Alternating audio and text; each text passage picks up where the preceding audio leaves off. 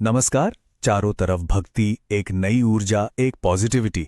जी हाँ, हम बात कर रहे हैं चैत्र नवरात्रि की। ये सिर्फ एक त्योहार नहीं है, बल्कि एक आध्यात्मिक सफर है।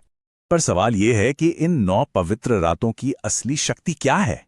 क्या ये सिर्फ कुछ रीति रिवाज हैं या फिर इससे भी कहीं ज्यादा गहरा कुछ है? चलिए आज इसी सफर पर निकलते हैं और इसके असल मतलब को समझते हैं। तो सबसे पहले इसका नाम ही देखे, नवरात्रि मतलब 9 रातें।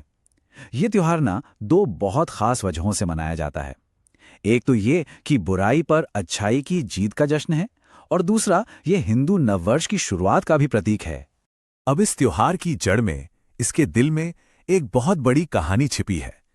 एक ऐसी कहानी जो ब्रह्मांड के अस्तित्व के लिए हुए एक महायुद्ध की है।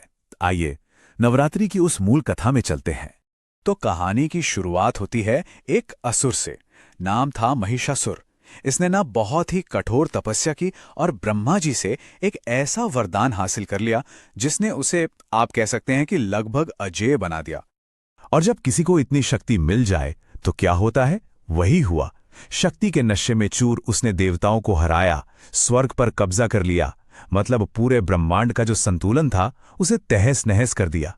जब लगा कि अब सब खत्म, कोई उम्मीद नहीं बची, तब सारे देवताओं ने एक साथ मिलकर अपनी अपनी शक्ति को एक किया, और उस सारी दिव्य ऊर्जा के तेज से एक महाशक्ति ने जन्म लिया, मां दुर्गा।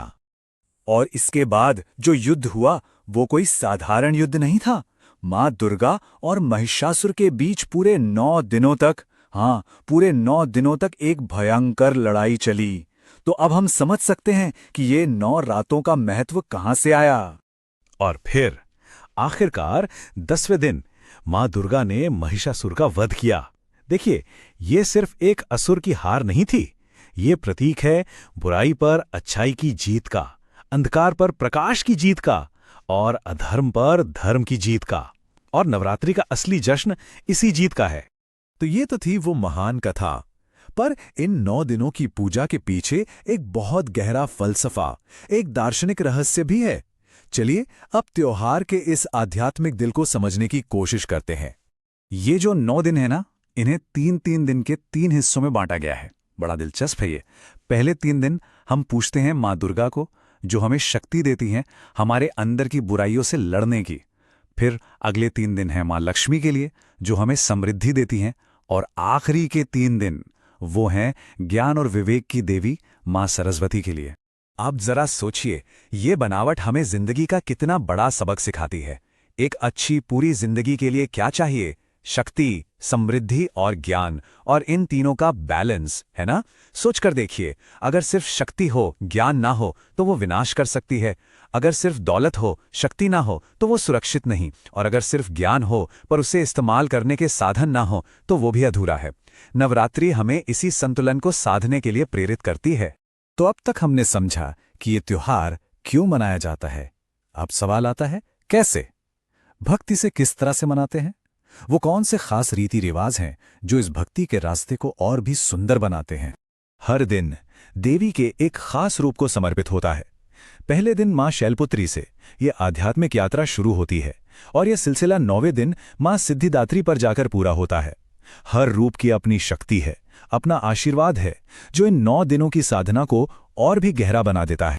इस दौरान कुछ खास चीजें की जाती हैं, जैसे घरों में घट स्थापना या कलश स्थापना होती है, जिससे त्योहार की पवित्र शुरुआत होती है। बहुत से लोग व्रत रखते हैं, जो एक तरह से तन और मन की शुद्धि का तरीका है। हर तरफ भजन कीर्तन की गूंज सुनाई देती है।